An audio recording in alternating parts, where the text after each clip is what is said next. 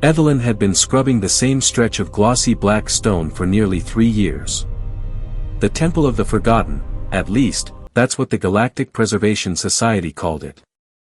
The structure floated silently in the emptiness between star systems, ancient beyond records, older than every known civilization in the galaxy.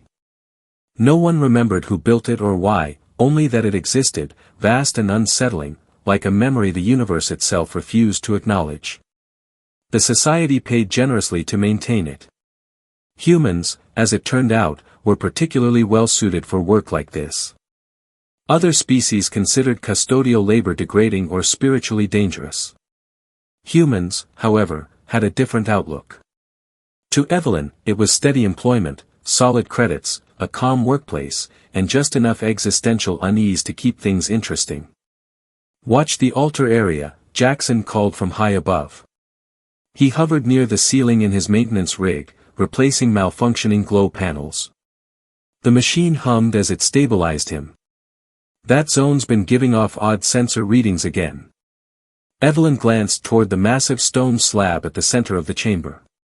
It was covered in symbols that made her eyes ache if she stared too long. Truthfully, the whole place had been strange since her first day.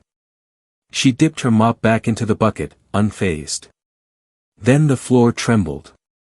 It wasn't violent, more like a low shudder, but it was enough to tip her bucket. The chemical solution spilled across the obsidian surface. Evelyn lunged to stop it, then froze. The liquid wasn't spreading outward. It was moving upward.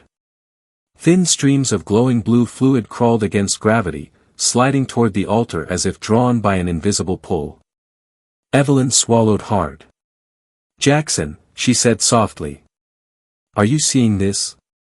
The maintenance rig descended rapidly. Jackson's face was pale behind his helmet visor. Before he could answer, the altar cracked. Not a hairline fracture, something far worse. A massive split tore through the stone from edge to edge. The sound echoed like a planet exhaling after a long sleep. Light spilled from the opening. Not starlight, not anything natural. The colors seemed wrong, shades that didn't belong to any known spectrum. Then came a voice, deep, amused, and impossibly old. "Finally." Something began to rise from within the altar. It wasn't fully physical. It felt more like a presence forcing itself into reality, awareness given shape through sheer willpower. The Preservation Society had insisted the temple was empty. Whatever gods were worshipped here, they said, were long dead. They were mistaken. 13,000 years, the voice continued, echoing from everywhere at once. 13,000 years of dust, neglect, and cosmic filth. Do you have any idea how long I've waited for someone to actually clean this place? Evelyn stared, mouth opening and closing without sound. "You're upset about the cleaning?" she finally managed. The presence shifted, and for a fleeting moment, she sensed something almost familiar, tired, ancient, but smiling. Every species that had discovered the temple before had reacted the same way. They'd declared it holy or cursed. They lit candles, whispered prayers, left offerings, and held elaborate ceremonies. Not one of them had brought cleaning supplies. Jackson's hands trembled as he raised his communicator, fingers fumbling for emergency protocols. The entity noticed immediately. "Oh, put that away," it said calmly. "If I wanted to destroy anything, I wouldn't have waited 13 millennia." It drifted closer to Evelyn, studying her with what felt like genuine curiosity. "You're human," it said. "Interesting. The youngest species to reach the stars, and the first to treat a god's resting place like, what was it you called this?" Evelyn lifted her mop weakly. "A job." The presence laughed, the sound resembling solar winds tearing through nebulae. "Exactly. No worship. No fear. You saw dirt, and you removed it." It expanded, filling the chamber. "Do you know why I faded, as your employers believe? My people drowned themselves in reverence. Every movement became ritual. Every breath, a prayer. They stopped creating. Stopped exploring. They even stopped maintaining their own homes, convinced such tasks were beneath them. Jackson slowly lowered his communicator. So you just gave up? I slept, the entity replied.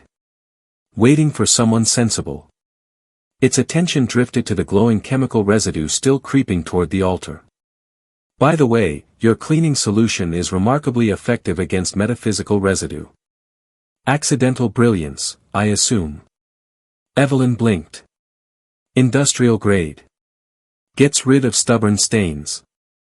It certainly does.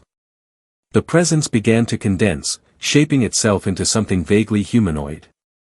It wore something that might have been robes, or folded spacetime itself. I have an offer, it said. I'm done sleeping. The universe is cluttered with species that think endlessly and act rarely. I require representatives who understand the value of real work. Jackson finally found his voice. You're saying, you want to hire us? Not hire, the entity corrected. Sponsor. It continued to solidify, ancient eyes now visible, amused, observant, and sharp. Your species shows potential. You're practical enough to stare into cosmic absurdity without collapsing. Stubborn enough to reject the idea that anything is truly impossible. It gestured around the chamber. And you're the only ones who ever cleaned my temple. That says a great deal. Evelyn leaned against her mop, her thoughts racing. 3 years of routine work, quiet shifts, simple satisfaction, had suddenly transformed into something incomprehensible. She knew she should be terrified. She knew she should run. Instead, she asked, does it pay better than the Preservation Society? The god's laughter shook the walls. I like you. Yes. Much better. You'll serve as representatives to the wider galaxy, it continued. Not priests. Not prophets. Representatives. Show them that existence doesn't require endless mysticism. It requires people willing to roll up their sleeves. Jackson glanced at Evelyn. He shrugged. She shrugged back. One condition, Evelyn said. We finish our shifts first. I don't leave work half done. The god inclined its head, a gesture that somehow conveyed respect. Fair. I've waited 13,000 years. I can wait 4 more hours. Evelyn returned to mopping the obsidian floor, methodically scrubbing away residue that had accumulated over centuries. Jackson climbed back into his rig and resumed replacing glow panels. The ancient deity settled near the cracked altar, watching them work with something resembling peace. For the first time in millennia, something in the universe felt balanced. The temple no longer felt abandoned. The silence wasn't oppressive anymore, it was comfortable, like a room finally aired out after ages of neglect. The god observed quietly as the humans worked, fascinated not by rituals or reverence, but by routine.